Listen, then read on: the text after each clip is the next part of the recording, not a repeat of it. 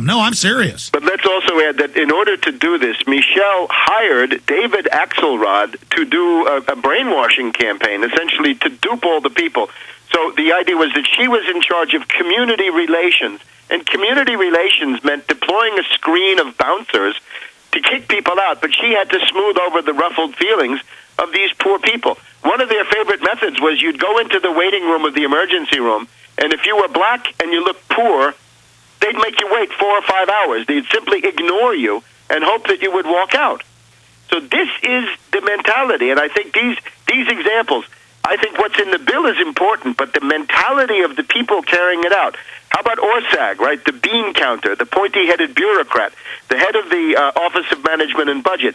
This person who has no medical credentials whatsoever is of the opinion that an MRI, a CAT scan, an ultrasound, an echocardiogram, an X-ray, this is too expensive. These are the useless tests. I mean, the last 50 years, the most important devices they've got save tens of millions of lives. A basic test, you don't get it. But we see more examples of this. Notice he promised everybody all this free stuff. As soon as he got in, the speech he won that night, he said it's going to be austerity. It's going to be rough. It's going to be tough. He is... exactly. How does he have half-brothers and brothers who are living in shacks on $1 a week? He won't help them. I mean, I help my family, some of my family that doesn't have money. I mean, how would he not ever see his family? I mean, who is this Obama? You've studied his psychology. From watching him, he seems to really revel in conning people and lying to them. He's just a classic scam artist.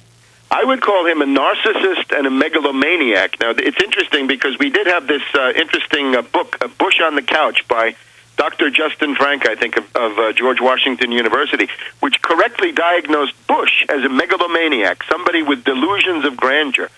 I think we have another case of megalomania, in this case with the left-wing ideology. Obama as a narcissist. Obama who constantly refers to himself in his speeches in the third person. He always says, as I've said repeatedly, or I've said consistently that. This complete fascination with himself. He's now going to go to Martha's Vineyard to stay on a $30 million estate for the month of August, cavorting with the rich oligarchs, the famous New England Boston Brahmins, and hedge fund operators from Wall Street. You couldn't pay me to do that. I mean, that's just nightmarish. All of well, the fried clams are good. I don't know. The fried clams are good, and my uncle used to live on Cape Cod, so I got something in favor of this. But the idea now, the narcissism, he is obviously addicted to adulation. He expects adulation, and you can see that into his mentality now, a moment of irritability is creeping in. If you saw the summit with Harper and Calderon there, Fecal. No, he's looking more and more angry. Now when somebody doesn't answer what he wants, he tries to dominate. He tries to cut in like Spectre did today. They just are like, I'm going to make you love me, and I'm going to make you love eugenics, you little piece of trash. I would say that we're seeing the beginnings, perhaps, of the psychological disintegration of Obama. In other words, the idea that he might lash out in rage. We've had Geithner with a temper tantrum chewing the carpet on Friday in a dispute with other regulators, fighting with Bernanke and Sheila Bair and the rest of them. Now, in that press conference in Mexico, Obama did this thing where he said, I'm somebody who always plays, a risky game. Or how did he say it? I don't go with the probabilities. I shoot the works, because if I had to calculate my chances of being here, I never would have been here. So I'm the kind of guy that's willing to do something that's not guaranteed of success. And it seemed to me that he was somehow asserting himself, right? That I'm really this great guy who came out of nowhere and I did it all myself. Yeah. He's a maverick when really the New World Order stork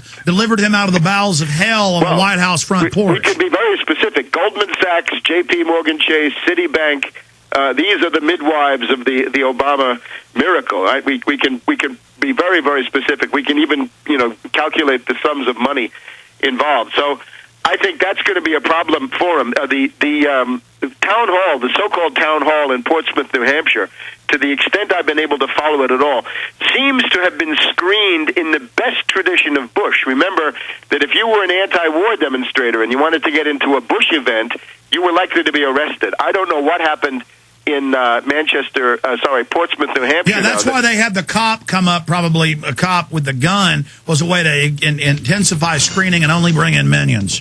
So it obviously was not a fair selection. I think it was thoroughly screened and therefore worthless, and I think people will realize that. All right, let's jam calls in when we get back. Let's go to Robert, Common, Christian, Heath, and others straight ahead. PrisonPlanet.tv is the website. We must defile the great leader, the great whore Obama. Get the Obama T-shirts at Infowars.com.